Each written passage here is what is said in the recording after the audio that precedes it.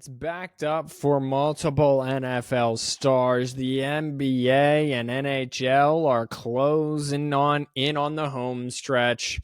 Oh, and by the way, it's just Monday. All that next 10-minute sports report. Did we just see anything we just saw? Wow!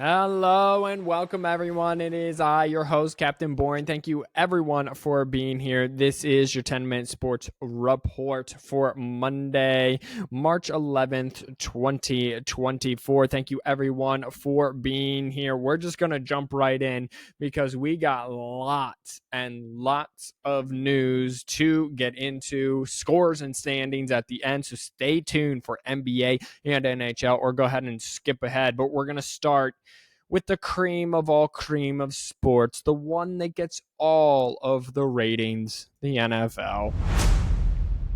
And it started off with a bang around 2:30 today. Former quarterback of the Minnesota Vikings, Kirk Cousins, announced that he signed a 4-year, $180 million deal with the Atlanta Falcons. It's $45 per season. However, it includes a $100 million guarantee. Maybe this gives the Atlanta Falcons exactly what they needed. They have a lot of young pieces and a lot of first rounders on the staff. He will join other first rounders, Jake Matthews, Caleb McGarry, Chris Lindstrom at right guard. That's all along the offensive line. Then at the skill positions, receiver or tight end Kyle Pitts, receiver Drake London, and running back Bijan Robinson. They were missing a veteran quarterback. They have it now. Kirk Cousins is 30. I want to get this right. He is... Wow, I should have had that. He is 36 years old, coming off of a torn Achilles. However, he had a great run in Minnesota. Lots of yards, but none of the accolades. Never won a playoff game. He will replace Desmond Ridder, who completed 64.2% of his passes last season, 2,800 yards, 12 touchdowns, 12 interceptions, and 12 fumbles on the year. He is a marked upgrade. The four-time Pro Bowler ranks 5th among active quarterbacks and 24th all-time with 39,471 passing yards in 12 NFL seasons. 270 touchdowns would rank him 20th all-time. He does have 110 interceptions, so he knows what he's about.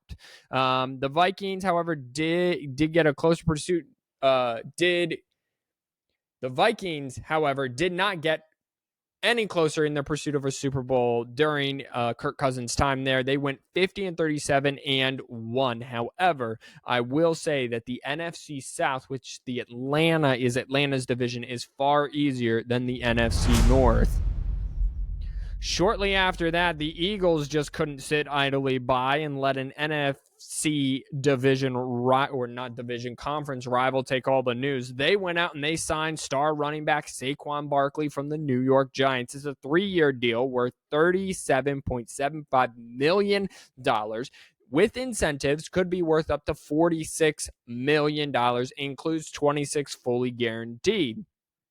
Barkley now beats the franchise tag number that has a maximum average per year salary of $15.833 million, which would be second highest for a running back in NFL history. The two-time Pro Bowl running back rushed for 962 yards and 6 touchdowns for the just lame Giants last season. I added the lame part, missing 3 games with a high ankle sprain. Barkley is 27, played last season on an adjusted franchise tag that netted him $10.1 million after the two sides failed to reach a long-term agreement. The Giants eventually elected against using the franchise tag this year, which would have been $12.1 million.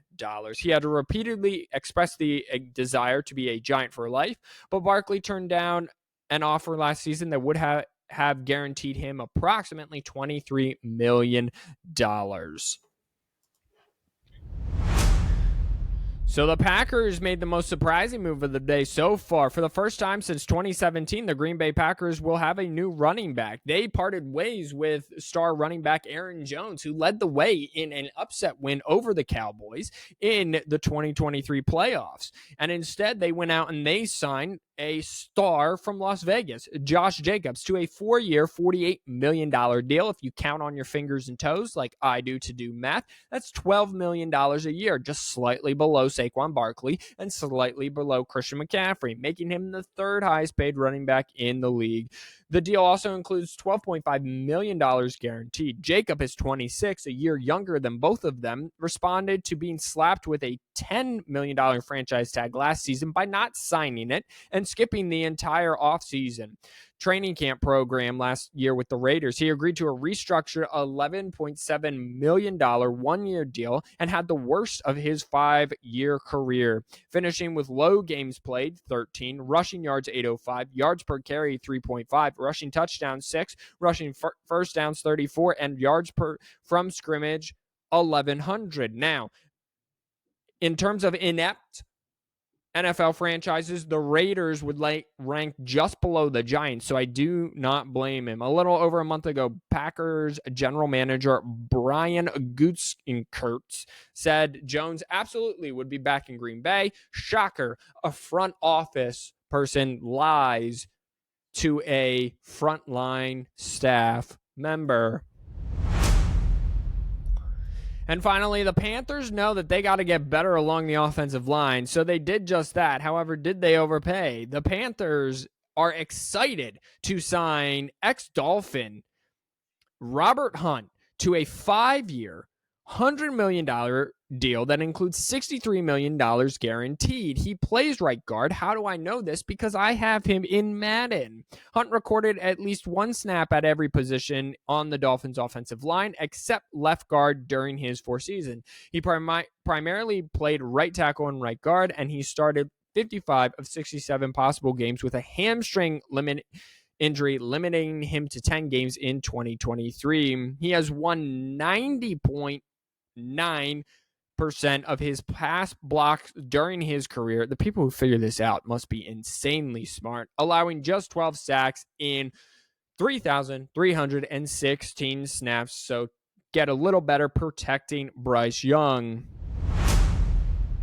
And finally, in NFL news, after an 0-2 start, the Buffalo Bills win 15 straight games behind rookie and to-be MVP CJ Stroud, who threw for 5,800 yards, 58 touchdowns, and only 13 interceptions. They also ran behind Isaiah Pacheco, the Offensive Player of the Year, for a dazzling 1,800 yards. He also added another 600 through the air and a whopping 33 touchdowns on the season. They have the number 1 seed in the AFC and look forward to getting the week off.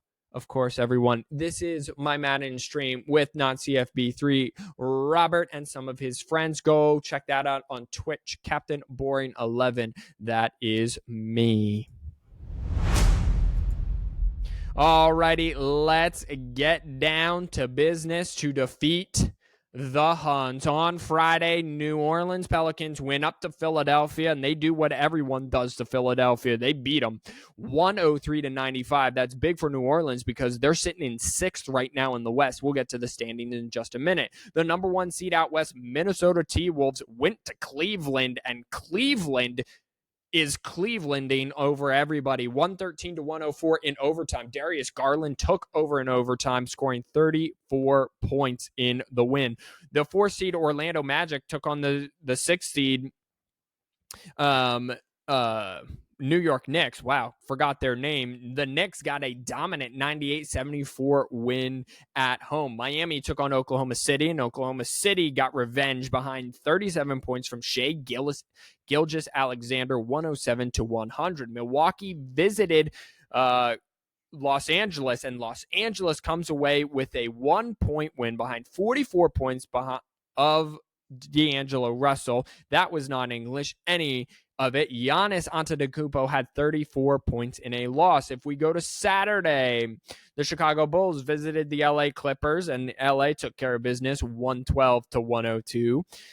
Boston took on Phoenix and got a 117-107 victory behind 29 points from Jason Tatum. And Utah Jazz visited Denver and got shellacked 142-121.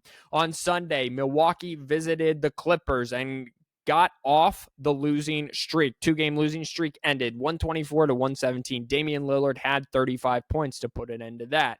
Philadelphia visited New York and got a very low-scoring 79-73 victory on the road. Brooklyn visited Cleveland and got a 120-101 victory.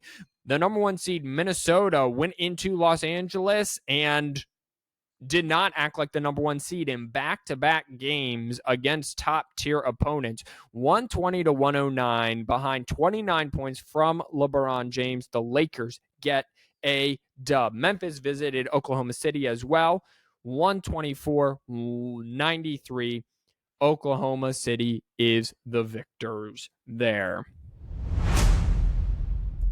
Looking at the NBA standings and getting you all caught up, Boston still leads the East by 8 games over the second place Milwaukee Bucks, who are 7-3 in their last 10. 8.5 back, half game behind the Milwaukee Bucks. Sit those Cleveland Cavaliers 5-5 in their last 10. New York Knicks are 4th, 12.5 back. The Orlando Magic are 5th now with 13.5 back. Philadelphia has climbed out of the play-in, being 4-6 in their last 10, which is a little better than the 3-7 that they were. 13.5 games back in that 6th seed. Pacers are 7, 14.5 back.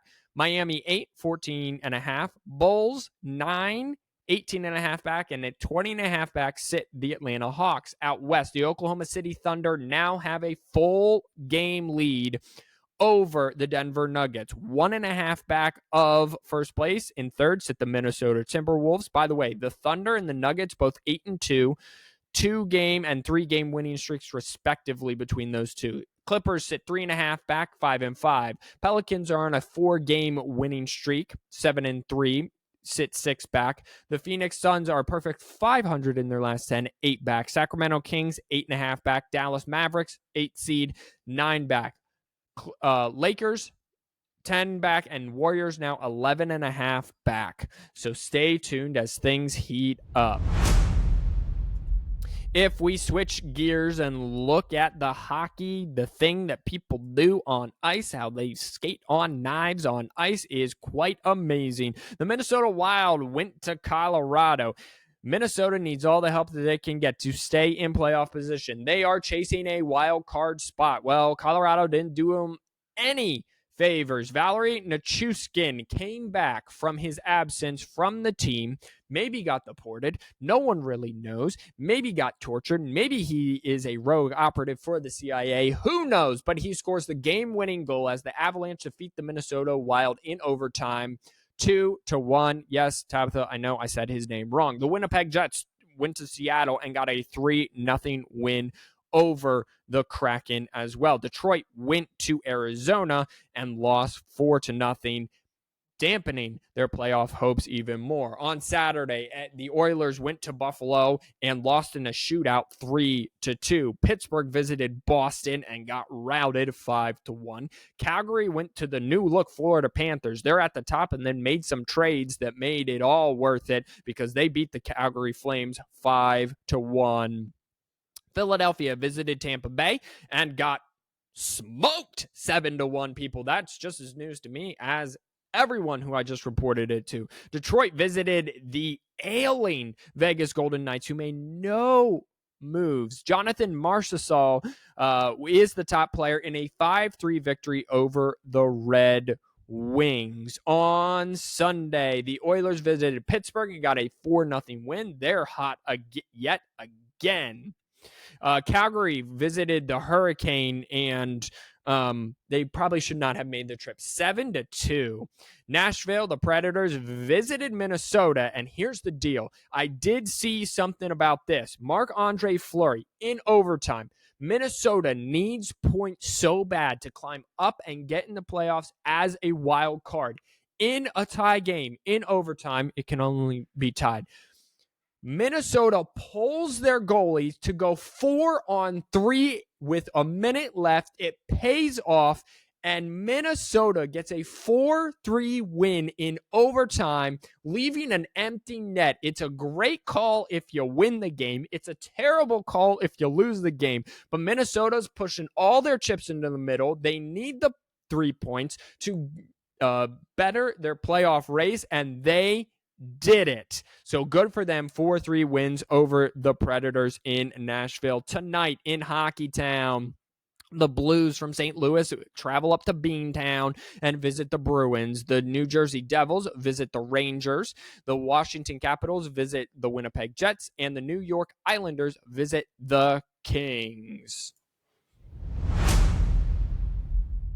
If we look at the standings in hockey, in the East Atlantic, the Panthers, Bruins, Maple Leafs are your top 3 teams, 92, 91, 82 points respectively. In the Metropolitan, Rangers, Hurricane, Flyers, 86, 84, 74, so a little gap between 2 and 3 there respectively. Out west in the Central, Stars, Jets, Avalanche, 89, 85, 85.